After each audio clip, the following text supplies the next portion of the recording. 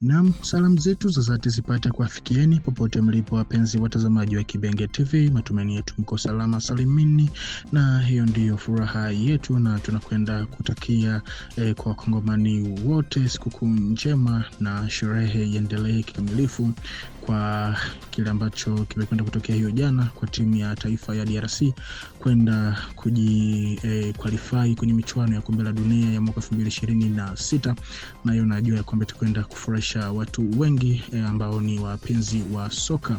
Na kwa leo tutakwenda kuzungumzia kama kawaida yetu hali ya kiusalama katika mashariki mwa Jamhuri ya Kidemokrasia ya Kongo, ambako leo tarehe 1 Aprili mwaka 2026 tutakwenda kuanzia huko mkoani Kivu Kusini, ambako hali ya usalama imeripotiwa kuzorota ghafla katika wilaya ya Walungu, hasa katika grupema ya Luchiga ikijumuisha vijiji vya Ibanda na Chiherano, ambapo wakazi wameamka katika mazingira ya hofu, mvutano mkubwa na ukosefu wa usalama.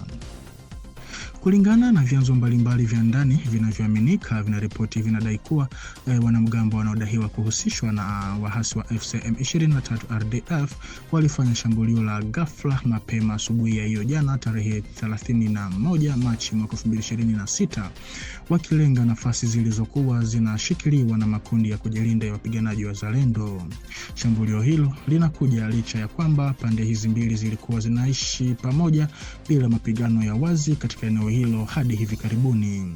Inaelezwa kuwa washambuliaji hao walitoka katika kijiji cha Mugogo na kushambulia wapiganaji wa Zalendo. Pia waasi hao wanaendesha operesheni za kuwatafuta ndugu na familia za watu wanaojihusisha na masuala ya kizalendo.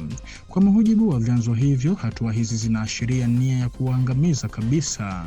Taarifa za awali zinaonyesha kuwa angalau raia watatu tayari wamepoteza maisha, huku operesheni za kijeshi zikiendelea katika eneo hilo, jambo linalozidisha hofu ya kuongezeka kwa hali mbaya ya kibinadamu na kiusalama. Kutokana na wimbi hili jipya la vurugu, sauti mbalimbali zimeanza kulaani vikali ukiukaji huu wa haki za binadamu katika sehemu hii ya Kivu Kusini. Wadau wa ndani pamoja na mashirika ya kiraia wanatoa wito kwa mamlaka za kitaifa na jumuiya ya kimataifa kuchukua hatua za haraka ili kukomesha vitendo hivi na kulazimisha vikosi husika kuondoka katika eneo hilo. Hali hii inatokea katika mazingira ambayo tayari ni tete, huku kukiwa na tuhuma za mara kwa mara dhidi ya M23 kuhusu kuvunja makubaliano ya kusitisha mapigano, jambo linaloongeza wasiwasi kuhusu nia yao ya kweli ya kujiondoa katika maeneo wanayoyadhibiti. Kwa wakazi wa Walungu, kipaumbele kwa sasa ni kurejeshwa kwa usalama haraka iwezekanavyo ili waweze kurejea katika maisha yao ya kawaida kwa amani. Na tukisalia huko mkoani Kivu Kusini, hali ya wataalamu wa vyombo vya habari inaendelea kuzua wasiwasi mkubwa huko katika mashariki mwa nchi, hasa katika maeneo yaliyo chini ya udhibiti wa makundi yenye silaha. Tukio la hivi karibuni linamhusu Bwana Espoir Mbata, mkurugenzi wa redio ya kijamii Top Buzi FM, aliyekamatwa siku ya Jumapili tarehe 29 Machi huko Minova katika eneo la Kalehe, kulingana na vyanzo vilivyo karibu na familia yake. Kwa mujibu wa taarifa zilizokusanywa, kukamatwa kwake kunadaiwa kuhusishwa na chapisho aliloliweka kwenye mitandao ya kijamii, ambapo alizungumzia uwezekano wa wapiganaji wa M23 AFC kujiondoa katika baadhi ya maeneo ya Kivu Kusini. Taarifa hiyo inaelezwa kuwa ilionekana kuwa nyeti kwa mamlaka zilizopo kwa sasa katika eneo hilo. Tukio hili linaonyesha tena mazingira magumu na yanayozidi kuwa ya kubana ambayo wanahabari wanakumbana nayo katika maeneo yanayodhibitiwa na muungano wa M23 RDF. Tangu kundi hilo lipanue udhibiti wake katika maeneo kadhaa ya mashariki mwa nchi, hali ya utendaji wa kazi ya uandishi wa habari imeendelea kudhoofika kwa kiwango kikubwa. Huko uwanjani, ushuhuda mbalimbali unaonyesha kuwepo kwa vitisho vya mara kwa mara, vitendo vya vitisho na aina tofauti za shinikizo vinavyolenga kuzuia uhuru wa kupasha habari. Katika mazingira haya, kukusanya na kusambaza taarifa huru kunakuwa kazi yenye hatari kubwa. Kutokana na hali hii, baadhi ya wanahabari wameamua kusitisha kwa muda shughuli zao wakihofia kulipizwa kisasi kutoka kwa makundi yenye silaha.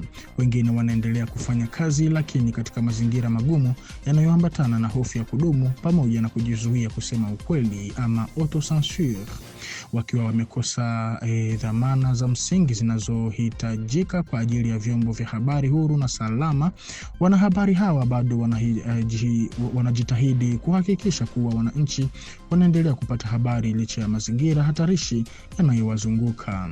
Katika maeneo haya yaliyoathiriwa na ukosefu wa usalama, taaluma ya uandishi wa habari inaendelea kupoteza uhuru wake wa kujieleza.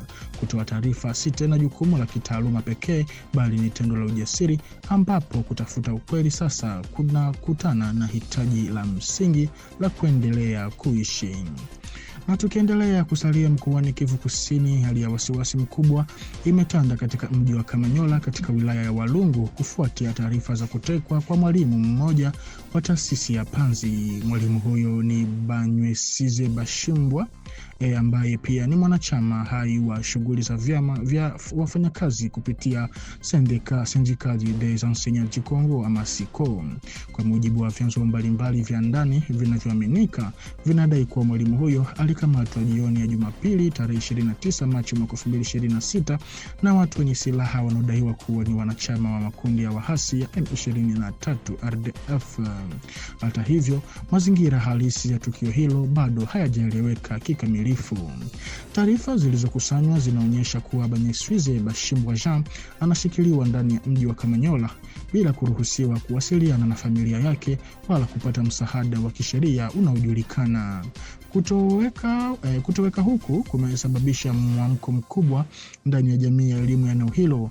Walimu wenzake, viongozi wa shule pamoja na wawakilishi wa vyama vya wafanyakazi wameeleza wasiwasi wao mkubwa, wakiona tukio hili kama ukiukwaji mkubwa wa haki za msingi za kibinadamu. Sauti mbalimbali zimeanza kusikika zikidai kuachiliwa kwake mara moja na bila masharti. Wadau wa sekta ya elimu pia wanatoa wito kwa mamlaka husika pamoja na mashirika ya kimataifa na kitaifa ya kutetea haki za binadamu kuingilia kati haraka ili kubaini ukweli wa tukio hili na kuhakikisha usalama pamoja na uhai wa mhusika.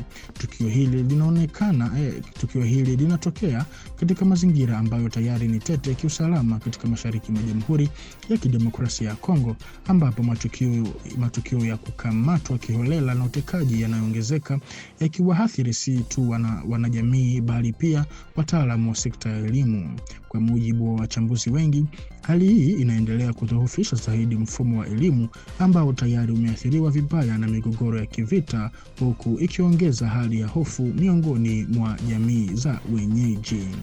Na kwa taarifa hii, mpenzi mtazamaji wa Kibenge TV, ndiko ambako tunakwenda kuweka nukta kwa habari za matukio ya kila siku kwa yale ambayo yanaendelea kujiri katika nchi ya Jamhuri ya Kidemokrasia ya Kongo. Na kwa kuzidi kupata habari motomoto kutoka kwetu, basi baki sambamba nasi hapa kwenye channel yetu ya YouTube ya Kibenge TV ili uende kwa baraka zaidi. Basi tukutane kwa majaliwa. Asante.